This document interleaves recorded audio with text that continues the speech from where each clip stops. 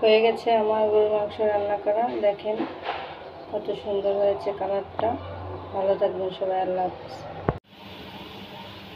পেঁয়াজ পেস্ট করে নিচ্ছি। এখানে আছে আদা পেস্ট, রসুন, জিরা, ধনের গুঁড়া, একসঙ্গে গরম মশলা, হলুদ গুঁড়া, মরিচের গুঁড়া। এখন সব অ্যাড করে দেবো এক এক করে।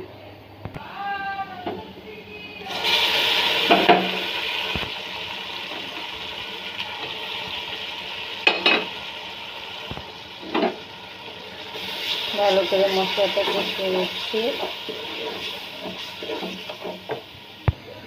গরুর মাংস ধুয়ে পানি ঝরিয়ে নিয়েছি।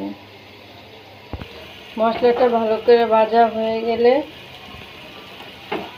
দিয়ে দিচ্ছি একটু পানি, কষিয়ে নিয়ে এখন দিয়ে দিচ্ছি মাংসটা।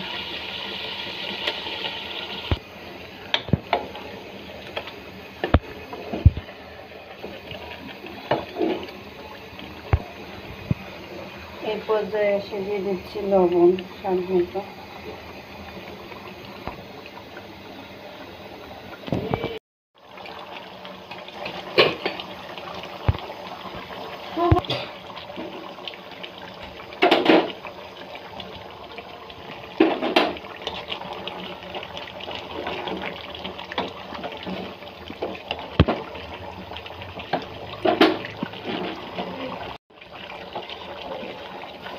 ফেসবুকের গাইডলাইন মেনে কাজ করলে সফলতা সম্ভব।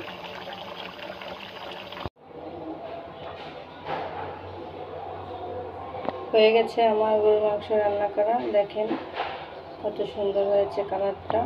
ভালো থাকবেন সবাই, আল্লাহ হাফেজ।